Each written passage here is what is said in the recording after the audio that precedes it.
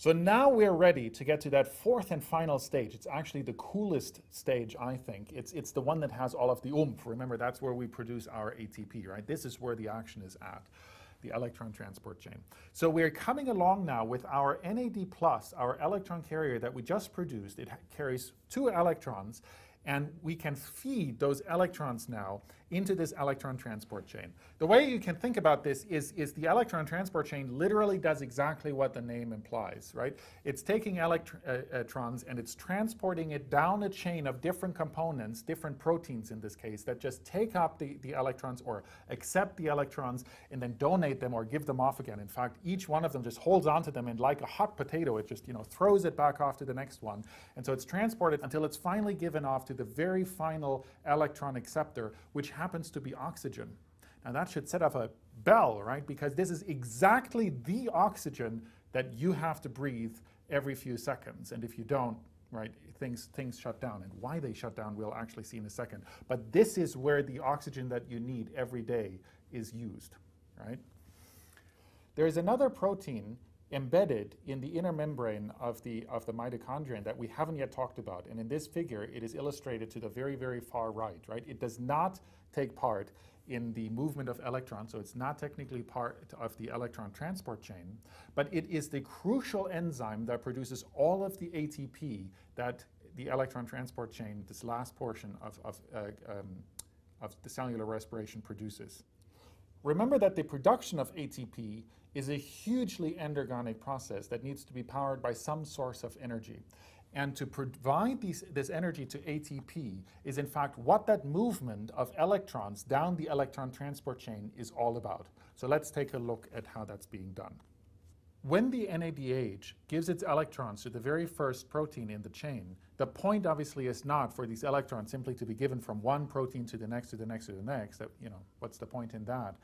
These proteins actually do something. And what they are is each one of these proteins in the chain, or at least 3 of them, are proton pumps. These are hydrogen ion pumps, H+ pumps, right? And so they are capable of using the energy of the movement, the physical movement of the electron through that protein to change its conformational shape, to grab a proton on the one side of the membrane that it's embedded in and pump it out to the other side. Now, let's see what the effect of this is. And this is really where it gets back to why we have 2 different membrane sacs, one inside the other, that build the mitochondrion. And the best way to look at what is happening is to make a little drawing. So let's say that this is our outer membrane here of our mitochondrion. So this is our mitochondrion. And remember, we have an outer membrane.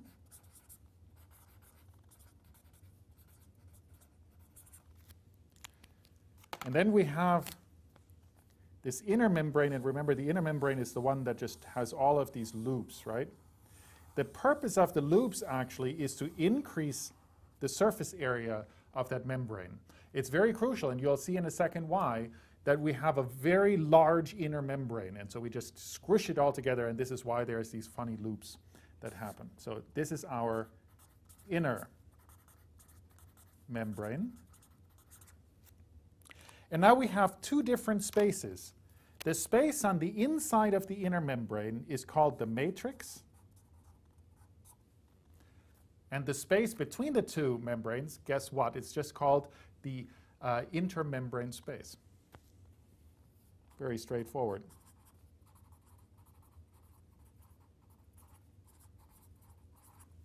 Where does our electron transport chain sit? So all of our proteins of the electron transport chain sit on the inner membrane.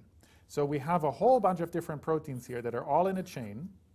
There's the three big ones are the pumps. You don't have to remember the details of these proteins at all, right? Just the basic concepts. Then we have a few in between that shuttle the electrons across. So we have our electron transport chain on the inner membrane. And what happens is, as our NADH comes along here, so we have our NADH,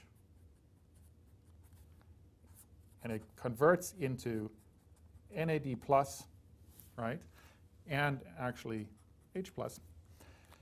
right? Our hydrogen just fell back off. And the 2 electrons that we had now got taken up here by our first protein in our electron transport chain, given in here. That's our electron. And it starts moving through this electron transport chain, right? Until, as we said, it's finally given off into a molecule of oxygen. And it turns the oxygen, in fact, into water. 2 molecules of water with little hydrogens attached, right? So our oxygen turns into water. Okay. Now, what do these proteins do? We just said that these proteins in the electron transport chain use that energy of the electrons moving through to pump protons, to pump hydrogen ions. And in fact, they take these hydrogen ions from the inside of the inner membrane, which we call the matrix, right? And they pump them out into the intermembrane space. All 3 of them do that. Now, what is the effect of that for the hydrogen ion or the proton concentrations? Well, the proton concentration on the inside of the matrix is obviously going to decrease as we pump them all out. And so all of these protons are going to now accumulate here in the intermembrane space. So we start having a really high concentration of all of these protons in the intermembrane space. Now, before we continue, I want to ask you the short little question of what does this action of pumping protons from the matrix into the intermembrane space do to the entropy within the mitochondrion as a whole? Does it increase entropy or decrease? Remember that entropy, you can put a little equal sign there and say entropy is just disorder. So does the pumping of hydrogen ions increase or decrease the disorder? So obviously, as we're pumping protons out, right, and as the concentration of protons increases up here in the intermembrane space, this is a decrease in entropy, a decrease in disorder, right? This is not equilibrium. They don't want to be out, so many out there and none in. Remember that all of the universe, basically, the general direction of change, always wants to equilibrate all of the spaces, everything just randomly as equally spread out as possible. So this is a very low entropy state, a very ordered state is another way of saying it, right? So we have order. Protons here, no protons here. So what is it that these protons really, really, really badly want to do? Well, they obviously want to run down the concentration gradient again. They want to go back into that space so that the concentration of protons on the outside and on the inside again is equal, because that is maximum entropy, maximum disorder. We have reached equilibrium, right? So all of these protons want to come back in.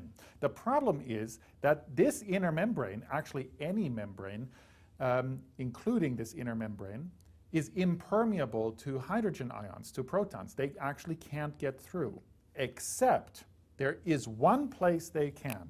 And this is where this last protein in that diagram came into play, the one that we call the enzyme that makes ATP, in fact, ATP synthase. So this protein, or also this enzyme, also sits in our inner membrane.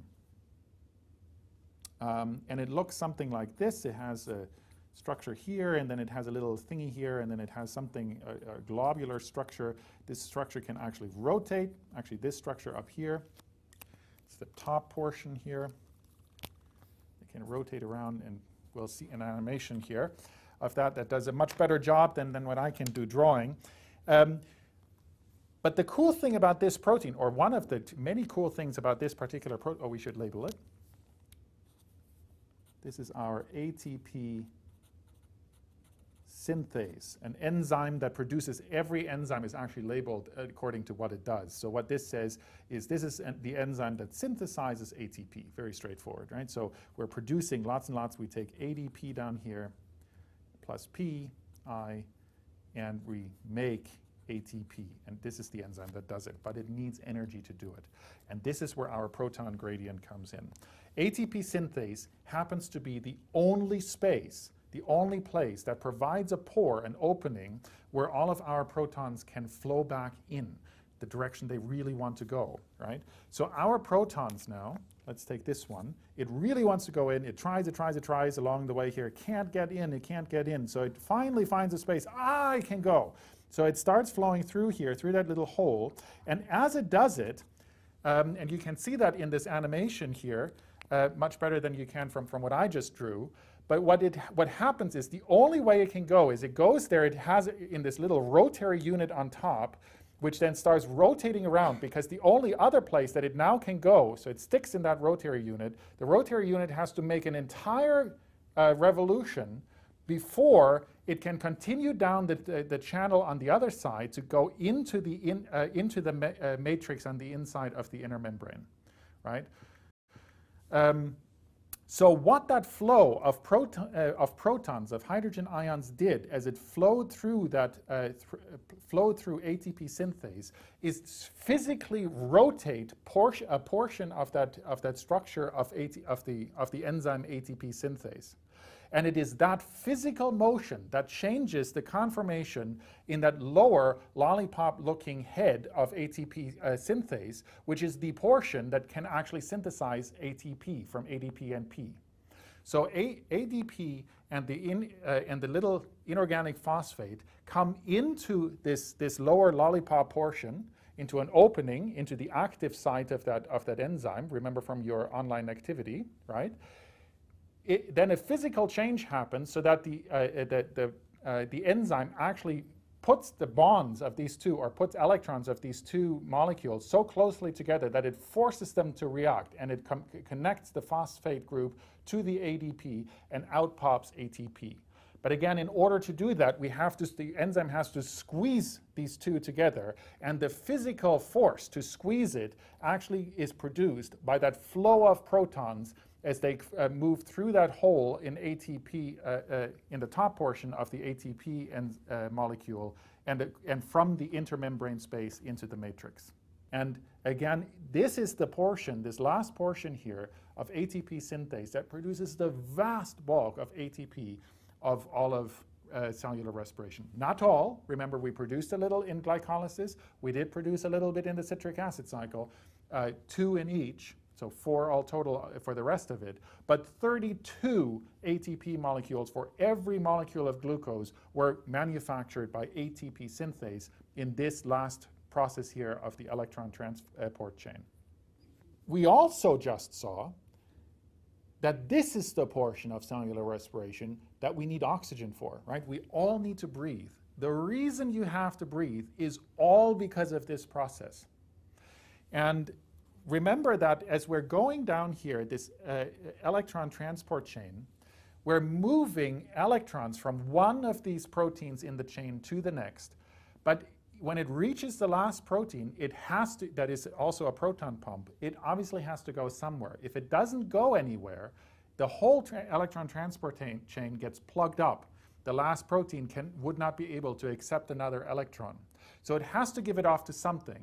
And the molecule that it can give it off to is oxygen, right? And so we're reacting oxygen. It takes that electron. Now it has an extra electron. It doesn't like that either. So it just combines with a proton, right, a hydrogen ion, to form water now. So this last reaction is really, really, really important because it allows the electrons to constantly be freed from the electron transport chain, so we can add more. You can think of the electrons as marbles in a way, right? Going down one of those marble tracks, right? And if you don't take the marbles down away from the bottom, you can't add any more marbles because the whole thing will start backing up till you're all the way to the top and nothing moves anymore, right? So we want to avoid that. So we need this oxygen to grab the electrons from the lower end of the electron transport chain to free up all of those hydrogen pumping proteins along the electron transport chain.